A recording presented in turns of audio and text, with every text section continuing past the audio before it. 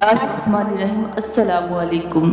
اس video میں ہم بیان کرنے جا رہے ہیں حضرت عمر فاروق رضی اللہ تعالیٰ عنہ کا حضور صلی اللہ علیہ وسلم سے عشق، یعنی اس ویڈیو کو آخر تک دیکھیں تاکہ مکمل معلومات آپ تک پہنچ سکے۔ تمام دوستوں سے گزارش ایک بار عقیدت احترام سے حضور صلی اللہ علیہ وسلم پر اور اہل بیت پر درود شریف پڑھ لیجیے۔ حضور اکرم صلی اللہ علیہ وسلم نے فرمایا، جس نے مجھ پر ایک مرتبہ درود بھیجا اللہ تعالیٰ اس پر 10 مرتبہ رحمتیں نازل فرمائے گا، اللہ تعالیٰ 10 گناہ معاف فرمائے گا، اللہ تعالیٰ اس کے 10 درجات کو بلند فرمائے گا۔ چلو بڑھتے ہیں ویڈیو کی طرف، دیکھتے ہیں کہ ہمارے نبی صلی اللہ علیہ وسلم سے ہمارے صحابہ کا عشق۔ جنگ بدر میں حضرت عمر فاروق رضی اللہ تعالیٰ عنہ کا ماموں عاص بن ہشام بھی مشرکین مکہ کی طرف سے آیا تھا۔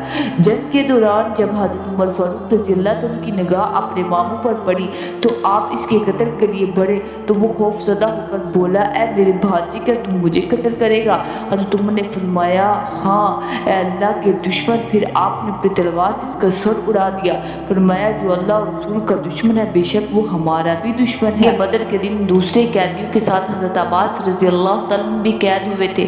انہیں ایک انصاری صحابی نے قید کیا تھا۔ انصار نے انہیں قتل کرنے کی دھمکی دے دی تھی۔ حضور صلی اللہ علیہ وسلم کو خبر ملی تو آپ صلی اللہ علیہ وسلم انتہائی غمگین اور پریشان ہوئے۔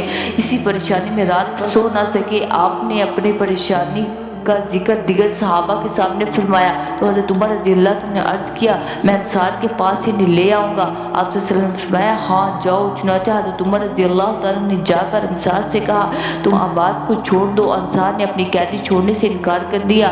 حضرت عمر فاروق رضی اللہ عنہ نے فرمایا، اگر ان کے چھوڑنے سے اللہ کے رسول راضی اور خوش ہو جائیں گے تو اس پر انصار نے حضرت عباس کو چھوڑ دیا۔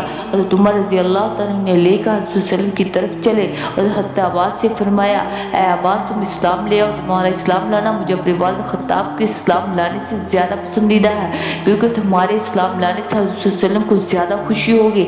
اپنے والدہ کی ہدایت و نجات سے زیادہ عزیز کسی دوسرے کی ہدایت و نجات تبھی ممکن ہو سکتی ہے جب حضور صلی اللہ علیہ وسلم کی ذات ہی نہیں، آپ کی خوشی بھی کل کائنات سے زیادہ عزیز و پیاری ہو جائے۔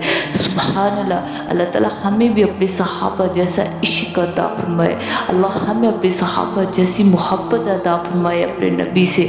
آمین ثم آمین۔